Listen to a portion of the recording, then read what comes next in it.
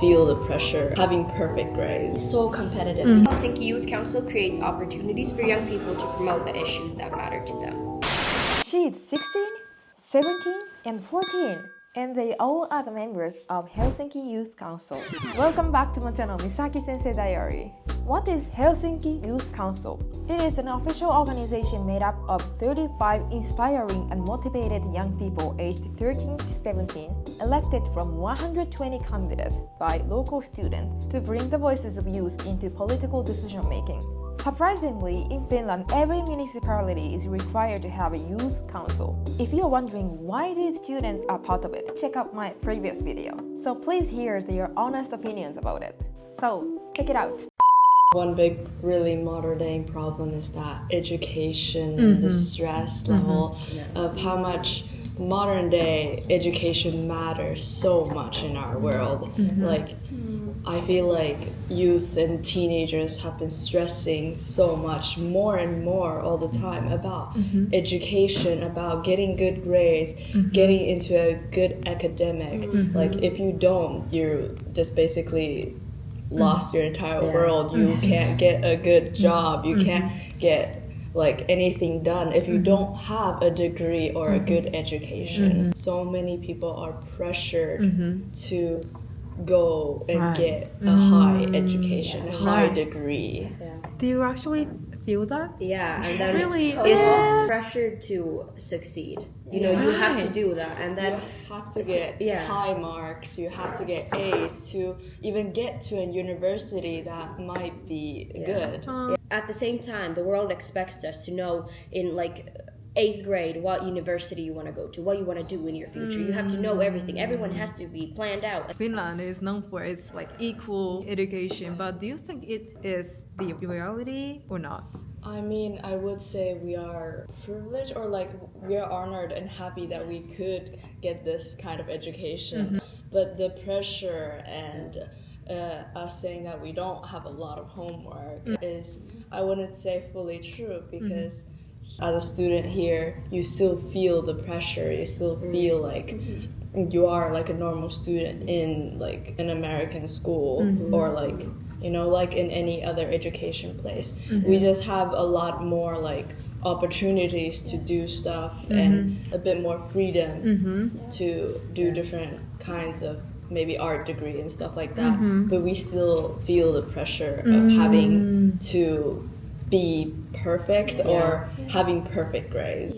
But I would say we still get to be thankful for the fact that kids have the right to be creative.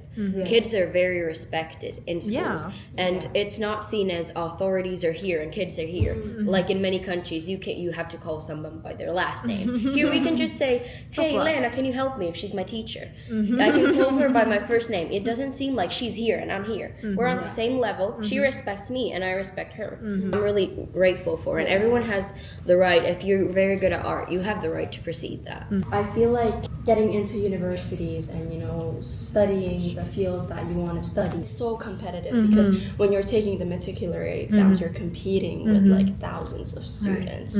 And it's just that, especially like, it's like you just have to compete. Everything has to be perfect. You have to have perfect exams in order to get into the university that you want.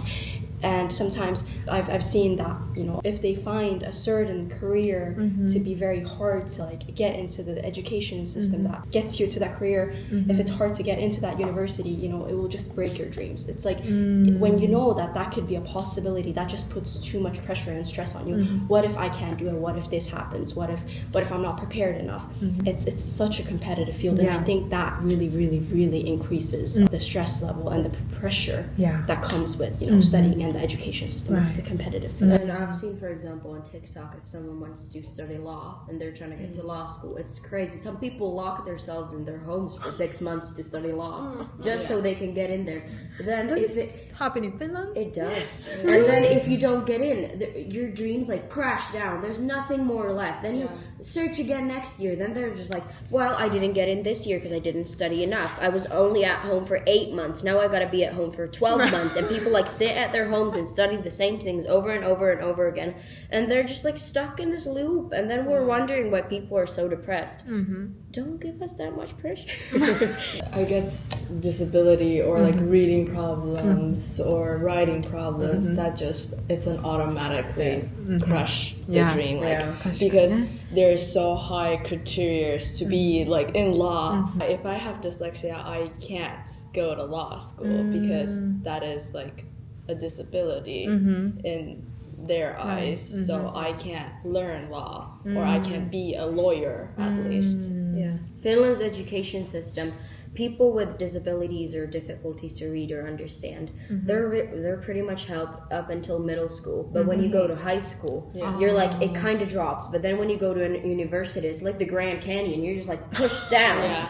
That you don't get help anymore. Like, in middle school, somebody could like almost hold my hand while I was reading math because I had difficulties to understand everything and to see everything in logic.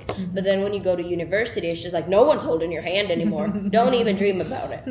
How actually do you think you can solve that problem? We do a lot of speeches and stuff like that to the city, to the council, or we make like essays or make like stuff to forward to them and try our best to like make them listen to us. And we also meet up with ministers and we talk about like problems as well with them. We collaborate a lot with other youth councils from other cities. So if there's multiple of us, if there's like even like 3 youth councils, that's like 90 people. That's like a lot of people who represent the people of their city. That's a lot of people, and then we're really respected. If it's Helsinki, Espoo, and Vantaa, the top 3 biggest cities, our youth councils stand up to say something. We're like really respected just because we're so huge now. There's a lot of people behind it. We're collaborating with high school organization of Finland and especially of Helsinki now.